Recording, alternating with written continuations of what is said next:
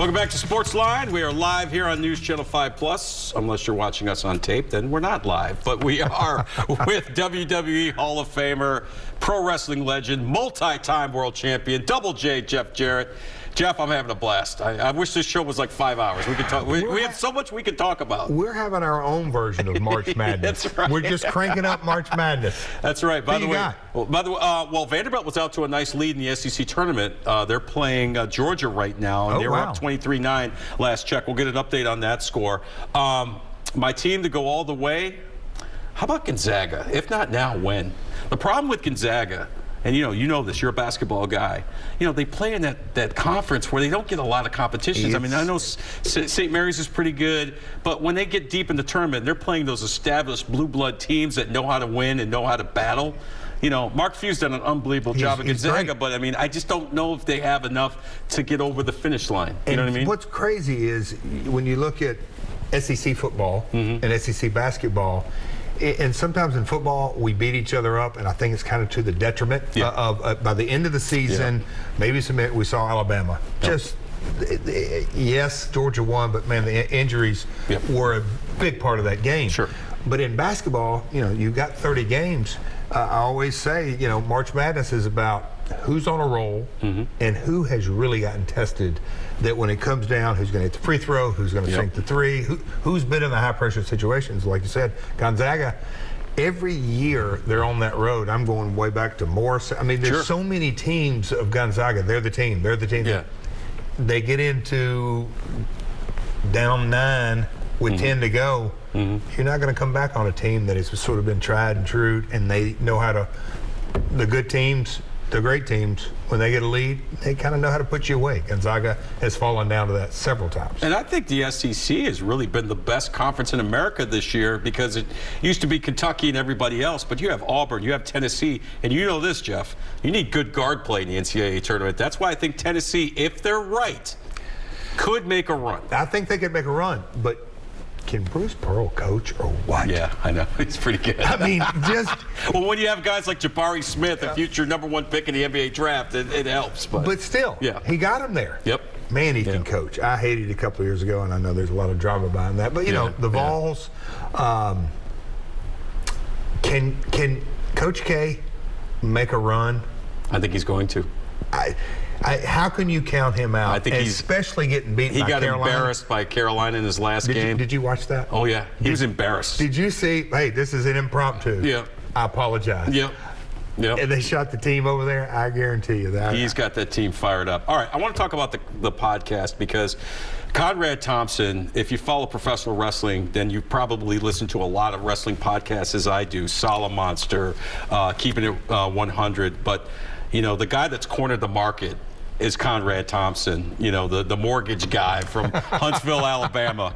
And he's done an unbelievable job. How did it, he's already has Tony Schiavone, who you mentioned, Kurt Angle, Eric Bischoff, who am I missing? Jim Ross. Yeah, Jim Arn Ross. Anderson. Yeah, Arn Anderson. He's got some, the greatest. Jake the Snake, DDP, right. Matt Hardy. Some of the greatest names in professional wrestling he does podcasts with. I don't know when this guy finds time to do anything.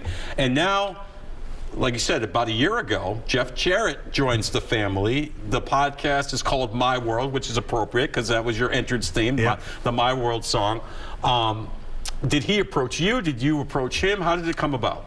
John, it's still, to me, kind of a fascinating story on the timing of everything, because he launched his brand, if you will, of podcast with Bruce Pritchard, who's now Vince McMahon's right-hand man and has been for years. But they started with Bruce in 2017. Well, they started the podcast 15 or 16, but their first live show was in 2017, and they brought me in as the closer, the special guest. Since that time when I did that, that's the first time me and Conrad have met, 2017. He was after me. John, you've known me now 10 years. Yeah. I like to tell stories, but I tell them in bus rides and car rides and plane rides or at dinner or whatever it may be. I never really looked at storytelling or podcasting as a business entity. That's dumb Jeff, dumb wrestling promoter, so to speak. But as Conrad stayed on me and the timing came about, and I think the one thing that sets Conrad and our family apart is that our podcast, we don't have guests. Right. It's me and Conrad, and our real meat and potatoes of the thing is we take a subject, whether it be a talent, a specific event, a time frame, whatever it may be, and we have a research team and we go back in time, and so it's nostalgia. I mean, everything's documented. It's unbelievable, and it's my story and what I experienced. And again, being third generation, my grandmother, about 4 blocks from here, was her first job in the wrestling business back in the 1940s. And so, my family has over 70 years in the wrestling industry, so lots of stories. But, from the ad sales to the merchandise to the live events, it's really blossomed into something that candidly blew me away. And we were up for that award last year. We'd only been on the market less than 12 weeks and got nominated for Best New Podcast or whatever it may be. So got runner-up, but still, just to even get in that conversation, Conrad tells me, was amazing. So. But Conrad seems like the type of guy, like once you meet him, you feel like you've known him your whole life. I listened to him on his podcast. I've never met the guy. I hope to at some point.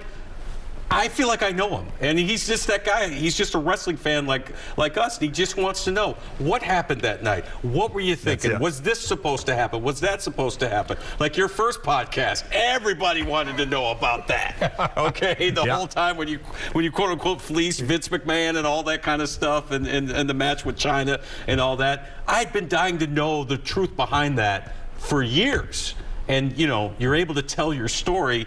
And you control the narrative, which I think is the most important part.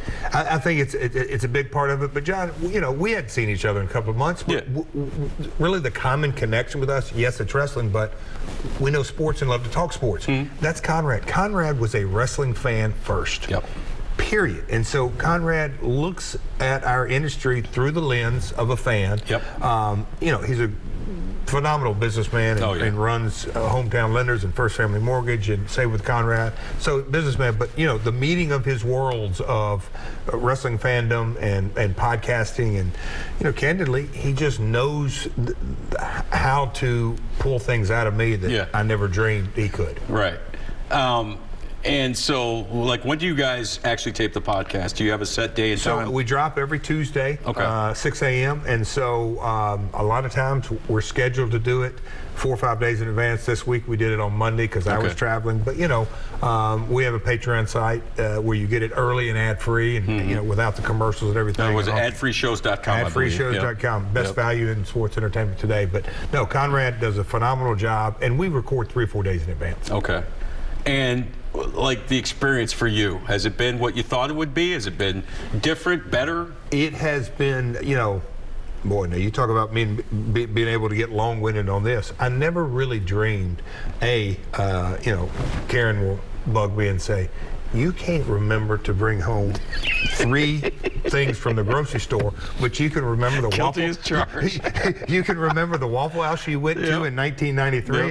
But anyway, the research department that we have, the social media team, that kind of thing that jogs my memory, and then we go down, we call it getting granular on the subject. That's something that's been at times a little difficult. The Owen Hart situation, just kind of reprocessing all that.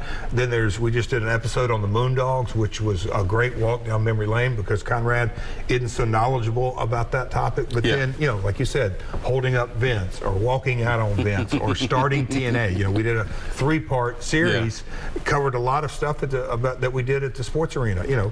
Starting TNA and the Tennessee Titans and getting, Zach Pillar and other friends involved that night. But no, the Titans story. A lot of guitars flying that night. There you go. It's been a lot of fun, though. The platform that it's created is amazing. All right, we've got much more with the legend, WWE Hall of Famer, Double J Jeff Jarrett. Our conversation here on SportsLine continues after this. Stay with us.